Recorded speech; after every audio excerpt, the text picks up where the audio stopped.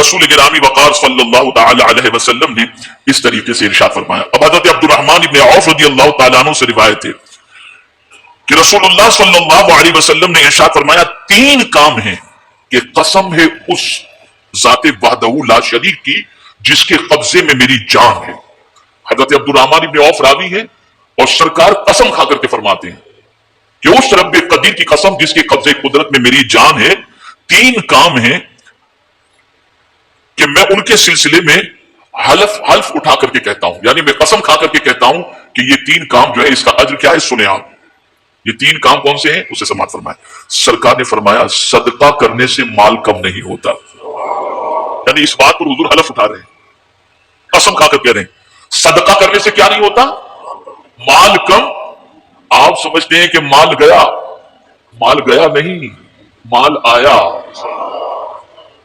اور یہاں ایک بات میں عرض کر دوں, جب بھی فیصلہ کرنا ہو, بہت نکتے کی بات عرض کرنا ہو, جب بھی فیصلہ کرنا ہو اور فیصلے کے موقع پر ایک طرف ایمان ہو اور دوسری طرف عقل ہو تو ایمان پر فیصلہ کرنا, عقل پر فیصلہ مت کرنا. اور سمجھاتا ہوں آپ کو, آپ کے پاس 10,000 ہیں اور کوئی ضرورت مند آ گیا, گھر میں بھی آپ کے پاس پیسے پڑے ہیں, ضرورت مند آ گیا اور اسے 8,000 کی ضرورت ہے. آپ 10,000 میں سے 8,000 نکال کر دینا چاہیں گے تو آپ کی عقل کہے گی یار 8,000 کم ہو جائیں گے 10,000 میں سے. ایمان کہتا ہے نہیں 8,000 دے گا 80,000 ملیں گے. تو اب ہونا یہ چاہیے کہ عقل کے فیصلے کو چھوڑ دو, ایمان کے فیصلے پر عمل کرو.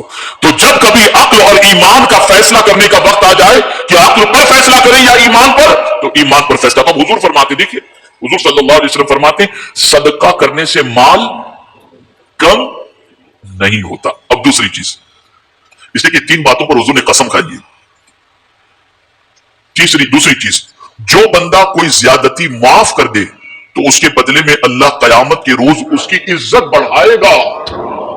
یعنی اگر کسی نے آپ پر زیادتی کی, آپ کو گالی دی, آپ کو برا بھلا کہا, آپ کی آبرو سے کھیلنے کی کوشش کی اور آپ نے نظر انداز کر دیا, معاف کر دیا, چھوڑو میرا بھائی یہ مسلمان ہے نا, کہاں یار, اللہ اس کو معاف کر دے, اللہ اس کو صحیح سمجھ عطا فرمائے. میرے آقا صلی اللہ علیہ وسلم قسم کھا کر کے کہتے ہیں ایسے بندے کی عزت اللہ قیامت میں بڑھا دے گا, اور جس کی عزت اللہ قیامت میں بڑھائے اس کی عزت میرا مولا دنیا میں بھی بڑھا دے گا. یہ سمجھو. اور تیسری چیز, میرے آقا صلی اللہ علیہ وسلم نے ارشاد فرمایا کہ تم معاف کر دیا کرو. اگر تمہارے ساتھ کوئی زیادتی کرے نا تم معاف کر دیا کرو, اللہ تعالیٰ تمہیں عزت بخشے گا. میرے پیارے آقا صلی اللہ علیہ وسلم کے پیارے دیوانوں, ہاں تیسری بات, جو شخص اپنے لیے بھیک مانگنے کا دروازہ کھولتا ہے, جو شخص اپنے لیے بھیک مانگنے کا دروازہ کھولتا ہے اللہ تعالیٰ اس کے لیے غربت کا دروازہ کھول دیتا ہے. بہت سارے مانگنے والے آپ کو ایسے ہی ملیں گے اللہ ماشاءاللہ. جب دیکھو تب اللہ اس چیز سے بچائے, ایسی مشکل سے بچائے. یہاں ایک حدیث عرض کر دوں, بہت تفصیلی موضوع ہے اور میں زیادہ وقت نہیں لینا چاہتا. اب یہاں ایک اور چیز میں عرض کر دوں, میں نے کل ہی چتردرگ کے اندر اولاد کی تربیت پر میں نے جو گفتگو کی تھی اس میں میں نے ایک حدیث شریف بیان کی تھی. اب وہ حدیث شریف کیا ہے؟ حضرت سعد ابن ابی وقاص رضی اللہ تعالی عنہ بیمار ہوئے, میرے آقا صلی اللہ علیہ وسلم کی خدمت میں حاضر آئے اور عرض کرنے لگے یا رسول اللہ صلی اللہ تعالی علیہ وسلم, میرے پاس جو کچھ ہے میں چاہتا ہوں اسے اللہ کے نام پہ قربان کر دو, لٹا دو, صدقہ کر دو. سرکار نے فرمایا نہیں, منع فرمایا حضور, نہیں اتنا سارا نہیں. تو عرض کرتے حضور تہائی؟ سرکار نے فرمایا نہیں. اچھا حضور میں نصف اللہ کے نام پہ دے دوں؟ سرکار نے فرمایا نہیں. کہا اچھا حضور چوتھائی دے دوں؟ اب حضور نے جو فرمایا وہ سن لو, ایک دستور ہے آپ کے لیے, ہمارے لیے, سب کے لیے.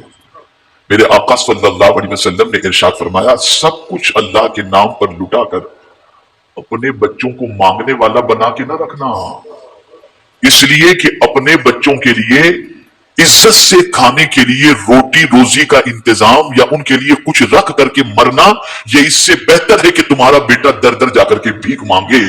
یہاں ایک حدیث شریف, اس حدیث شریف کی روشنی میں سرکار اپنی امت کو یہ تعلیم دے رہے ہیں کہ سب لٹانے کی فکر مت کرو, اپنی اولاد کی بھی فکر کرو, اس لیے کہ اولاد کی ذمہ داری قدرت نے تمہارے سر پر رکھی ہے, اور تم اگر اپنی اولاد کے لیے انتظام کر کے اور کچھ رکھ کر کے مرتے ہو तो तुम्हारी औलाद को दर दर ठोकरें खाने की जरूरत पेश नहीं आएगी, वरना होगा ये कि तुम सब दे दोगे और तुम्हारा बेटा कासे गदाई लेकर सबसे भीख मांगता रहेगा। इसीलिए हुजूर को मांगना लोगों से बिल्कुल पसंद नहीं था।